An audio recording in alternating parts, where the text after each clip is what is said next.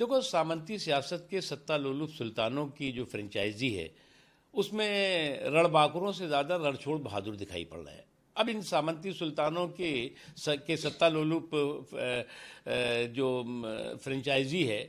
उसमें अगर जो है वो रणबांकुरों से ज़्यादा जो है वो रणछोड़ बहादुर दिखाई पड़ेंगे, तो इसी तरह का उनका फ्रस्ट्रेशन, इसी तरह का उनका कन्फ्यूज़न, इसी तरह का उनका कंट्रडिक्शन दिखाई पड़ेगा। और आप जो है वो जनगणना से पहले जो है वो आप बवाल, और उसके बाद जो है वो आप मतगणना जब होगी तो उस पर सवाल। तो जनगणना पे बवाल और मतगणना पे सवाल जो है वो एक पहले से आप भूमिका बनाने की कोशिश कर रहे हैं, और उनको लगता है कि इस तरह के सवाल और बवाल के ज़रिए जो है वो आप जो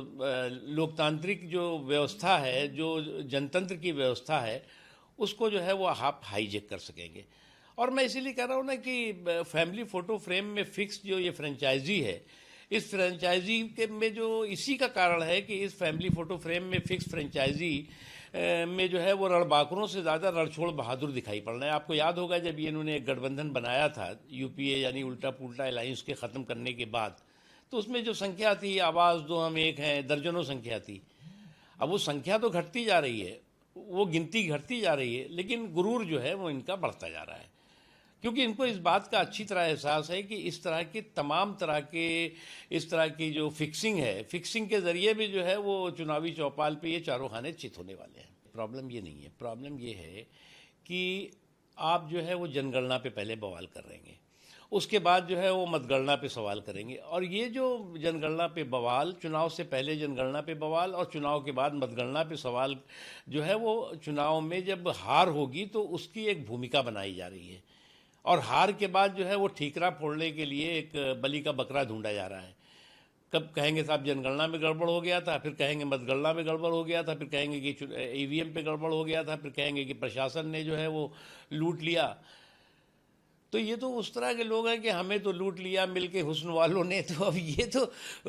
कम से कम जो है वो आप खुद इस बात को जो है वो एक्सेप्ट कर रहे हैं कि आपके पास ज़मीन नहीं है, और इसीलिए जो है वो फैमिली फ़ोटो फ्रेम में फिक्स जो फ्रेंचाइजी है वो जो है वो उसमें रणबांकुरों से ज़्यादा रणछोड़ बहादुर ज़्यादा दिखाई पड़ रहे हैं। देखिए, इन 11 सालों में प्रधानमंत्री नरेंद्र मोदी जी और जिन राज्यों में डबल इंजन की सरकार बीजेपी और एनडीए की है, वहाँ पर विकास के लिए बिना रुके हुए, बिना थके हुए, मजबूती के साथ दोनों सरकारों ने मिल करके काम किया, और आखिरी पायदान पे खड़े हुए व्यक्ति तक विकास की रोशनी पहुँचे,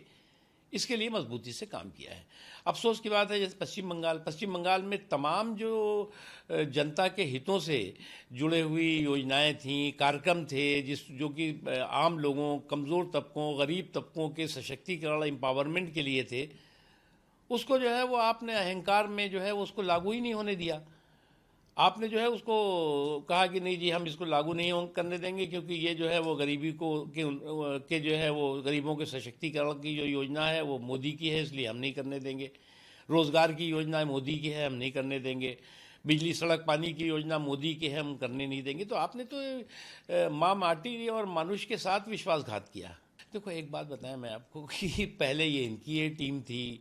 अब जब इनकी ये टीम जो है वो टाई टाई फिश हो गई तो अब बी टीम कहने लगे। तो ए टीम बी टीम, बीजेपी को किसी बी टीम की ज़रूरत नहीं है। बीजेपी के पास और अपना खुद का एनडीए है, और एनडीए के साथ ही एकजुट होकर के मजबूती के साथ जन सरोकार को लेकर के मैदान में है, और मजबूती के साथ जो है वो लगातार जो है वो जीत का जो है रिकॉर्ड बनाने में लगे हुए हैं। हमारे जो विरोधी हैं वो इसी तरह से ये ए टीम बी टीम करके जो है हार के रिकॉर्ड में लगे हुए हैं। तो ये कभी जो है वो हिट विकेट होंगे, कभी नो बॉल करेंगे, और कभी जो है वो रन आउट होते रहेंगे। तो इस तरह के hit wicket, no ball, run out करने वाले लोग जो है वो किसी को बी टीम कह देंगे, किसी को सी टीम कह देंगे, किसी को जी टीम कह देंगे, कहने दीजिए। देखिए, एक चीज़ है, जो अपराधी हैं उनके साथ सख्ती के साथ कार्रवाई होनी चाहिए। अपराध पर किसी भी तरह का न संरक्षण होना चाहिए और न उनकी सुरक्षा होनी चाहिए, और इस संबंध में बिहार की सरकार मजबूती के साथ काम कर रही है। देखिए, मेड इन इस्लामाबाद जो टेररिज्म है वो इस्लाम के वसूल